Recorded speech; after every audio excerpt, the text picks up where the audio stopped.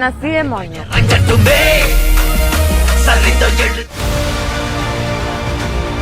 ತಮಿಳುನಾಡಿನ ರಾಜಕೀಯದಲ್ಲಿ ಹೊಸ ತಿರುವು ಪಡೆದುಕೊಂಡಿರುವ ಬೆಳವಣಿಗೆಗಳ ನಡುವೆ ನಟ ವಿಜಯ್ ಮತ್ತು ನಟಿ ತ್ರಿಷಾ ಕುರಿತು ಹೊಸ ಚರ್ಚೆಗಳು ರಾಜಕೀಯ ವಲಯದಲ್ಲಿ ಹರಿದಾಡುತ್ತಿವೆ.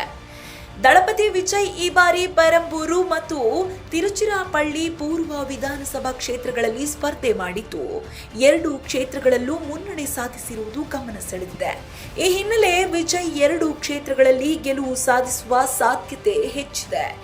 ಇನ್ನು ಈ ಅಂದಾಜು ರಾಜಕೀಯ ವಲಯದಲ್ಲಿ ಸಾಕಷ್ಟು ಕೇಳಿ ಬರುತ್ತಿದ್ದು, ಆದರೆ ಇದೇ ವೇಳೆಯೇ ಹೊಸದೊಂದು ಕುತೂಹಲಕಾರಿ ಚರ್ಚೆ ಕೂಡ ಹುಟ್ಟಿಕೊಂಡಿದೆ. ವಿಜಯ್ 2 ಕ್ಷೇತ್ರದಲ್ಲೂ ಗೆದ್ದರೆ 1 ಕ್ಷೇತ್ರವನ್ನು ರಾಜೀನಾಮೆ ನೀಡಿ ಬಿಡಬಹುದು ಎಂಬ ಮಾತುಗಳು ಕೇಳಿ ಬರುತ್ತಿವೆ. ಆ ಕ್ಷೇತ್ರದಲ್ಲಿ ಉಪಚುನಾವಣೆ ನಡೆಯಲಿದ್ದು ಅಲ್ಲಿ ತ್ರಿಷಾ ಸ್ಪರ್ಧಿಸಲಿದ್ದಾರೆ ಎಂಬ ಊಹಾಪೋಹಗಳು ಕೂಡ ಜೋರಾಗಿದೆ.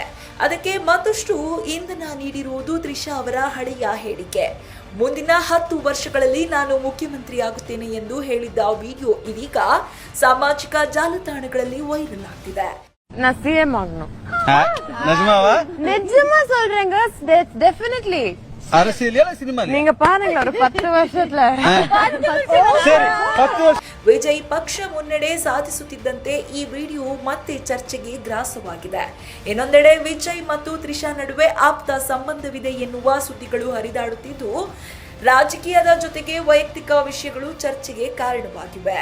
ಇವುಗಳ ನಡುವೆ ವಿಜಯ್ ಮನೆಗೆ ತ್ರಿಷಾ ಭೇಟಿ ನೀಡುವುದು ಈ ಚರ್ಚೆಗೆ ಮತ್ತಷ್ಟು ಬಣ್ಣ ಹಚ್ಚಿದಂತಿದೆ. ಆದರೆ ಇವೆಲ್ಲವೂ ಅಧಿಕೃತವಾಗಿ ದೃಢಪಟ್ಟ ಮಾಹಿತಿ ಅಲ್ಲ ಎಂಬುದು ಗಮನಾರ್ಹ. ವಿಜಯ್ ಅಥವಾ ಅವರ ಪಕ್ಷದಿಂದ ಈ ಕುರಿತು ಯಾವುದೇ ಸ್ಪಷ್ಟನೆ ನೀಡಲಾಗಿಲ್ಲ.